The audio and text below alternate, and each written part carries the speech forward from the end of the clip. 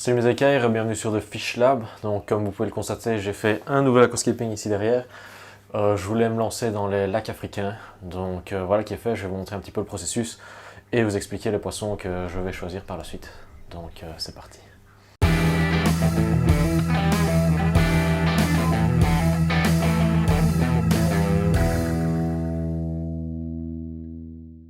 Donc j'ai acheté pas mal de Holdstone, c'est une pierre blanche très calcaire qui va libérer justement du calcium dans l'eau pour augmenter la dureté. J'ai juste mis pour le moment les pierres dans le bac, elles ne vont pas rester comme ça, je vais chercher un petit peu maintenant une disposition qui m'arrangera bien. On est parti sur ce type de hardscape, deux espèces de petites grottes rocheuses ici avec des infractuosités.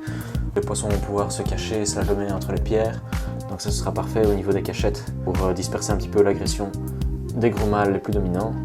Et vu du haut, ça donne ceci. Donc plus de place ici à droite et en avant-plan pour la nage libre. Et ici derrière, alors je vais pouvoir mettre quelques petites plantes. Pas des plantes trop fragiles, puisque les cyclidés africains aiment bien creuser. Ils font des ravages avec les plantes. Ici, dans les petites crevasses, il y a moyen de mettre des anubias. Donc ici, j'ai 3 gros sacs de JBL Zanzibar River. Donc c'est un sable pas trop fin, c'est ça que j'aime bien justement avec le River. Donc voilà mes écailles pour le hardscape. Donc je sais que je viens de dire qu'il fallait mettre le substrat après avoir mis les pierres. Et c'est ce que j'avais fait à la base, mais après je trouvais que le substrat arrivait trop haut, c'est vrai qu'on a une très grosse couche. Donc ce que j'ai fait, c'est que j'ai déterré les pierres et je les ai remis par-dessus le substrat en les enterrant que partiellement, histoire que la pierre ne puisse pas bouger, mais qu'elle soit quand même un petit peu plus haute et pas totalement couverte par le sable. Donc c'est vrai qu'on a perdu pas mal de hauteur de hardscape. Donc on retrouve les deux petites grottes que j'avais tantôt, je les ai espacées un petit peu plus. Donc un passage ici en dessous, ici une zone libre et un autre passage ici avec une sortie à droite et une autre à gauche. Les pierres que j'ai mis par-dessus ici sont bien stables, donc elles ne bougeront pas malgré le courant et malgré le fait que les poissons passent tout près. Donc presque impossible de les bouger. Je suis plutôt content du scape, même si c'est vrai que les pierres ne ressortent pas fort du sable, il faudrait voir sous eau. Et si les algues commencent à pousser sur les pierres et pas sur le substrat ou quelque chose comme ça, peut-être qu'elles vont finir par se différencier avec le temps. Je pense que la dernière étape, ce sera de mettre une petite pierre ici, comme ça, qui rejoint les deux grottes, histoire de créer une troisième grotte au centre et d'avoir toute une espèce de massif en pierre avec plein de chemins. Donc ici, on va s'intéresser un petit peu à la filtration. Donc je pars sur deux filtres Serra Fil 120, donc c'est ces filtres-ci que je trouve qu'ils sont vraiment pas mal. Très bon rapport qualité-prix. On a ici la barre pour répartir le jet d'eau, donc ça c'est toujours utile. Et ensuite, c'est qu'on peut choisir ce qu'on met dans chaque compartiment de filtration. Donc ça nous permet un petit peu d'optimiser le filtre en fonction de nos besoins. Donc je vais vous montrer comment moi je compte m'y prendre pour ce bac-ci. Tout d'abord, au niveau inférieur, je vais partir sur l'éponge classique. Donc elle va nous servir de filtration mécanique tout d'abord, puisque l'eau va d'abord passer dedans par ici. Donc elle va arrêter tous les gros morceaux de particules en suspension dans l'eau. Et elle va aussi, une fois que le biofilm se sera un petit peu créé, servir à la filtration biologique. Je les ai déjà fait tourner dans des bacs qui sont déjà en eau. Il y a déjà pas mal de bactéries dans les éponges. C'est pour ça que ça me permet d'accélérer un petit peu le cycle de l'azote en colonisant déjà alors les masses filtrantes. Ensuite, le compartiment suivant, c'est de la filtration purement biologique. Donc c'est des petits médias filtrants comme ceci.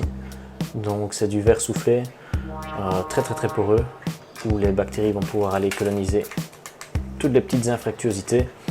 Et ça va nous permettre de transformer alors tout ce qui est ammoniac et ammonium en nitrite et ensuite en nitrate, et donc de dépolluer l'eau de façon biologique. Et ensuite, pour finir, le filtre vient avec un dernier compartiment avec du charbon actif.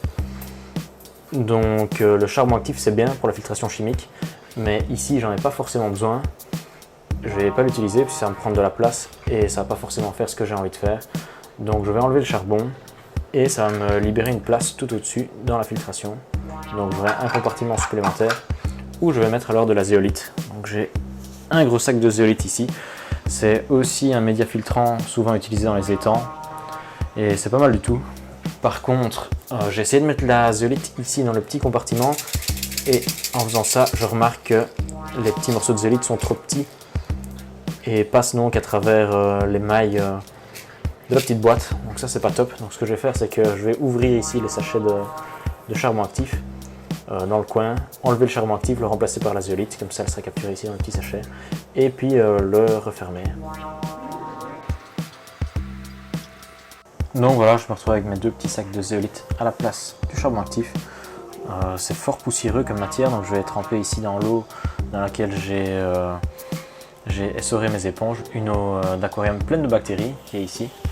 Ça va me permettre de me débarrasser de la poussière qu'il y a sur la zéolite. Ça va aussi me permettre de coloniser les médias avec les bactéries qui sont dans l'eau. Voilà, c'est parfait. Je me retrouve avec ceci. Donc j'ai bien condensé la zéolite vers le fond. J'ai repris le petit morceau de sachet qui dépassait. Donc ici, il y a la coupure. J'ai simplement replié vers le haut.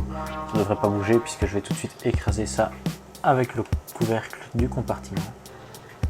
Voilà, donc on a 3 étages. Donc éponge, média filtrant en verre soufflé et ici au-dessus la zéolite. Donc on n'a qu'à ajouter maintenant le rotor que aussi comme ceci. Ici malheureusement c'est impossible de le faire à une main, j'ai rien dit. Donc voilà mes écailles, je me retrouve avec 2 filtres déjà cyclés et légèrement optimisés en filtration biologique.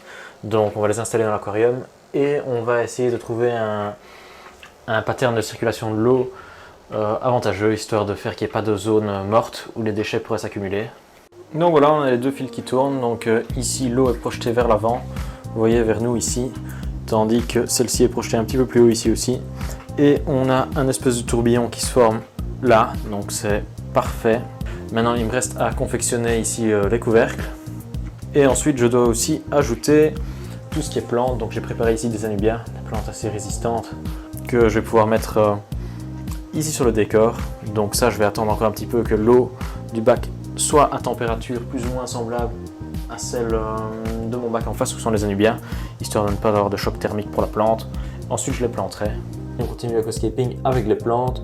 On a 3 fois cette variété assez jolie d'anubia avec des longues feuilles.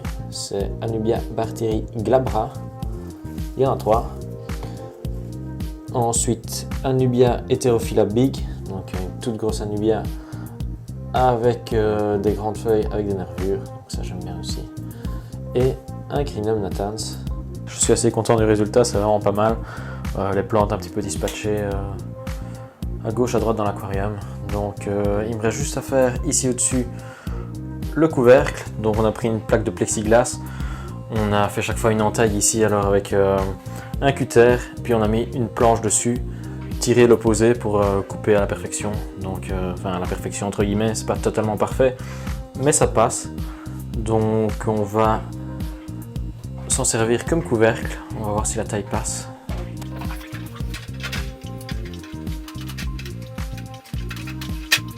Ça me paraît pas mal du tout. Donc on a ici un petit centimètre, trop peu, bon c'est pas très grave, ça nous permettra de laisser passer ici les câbles.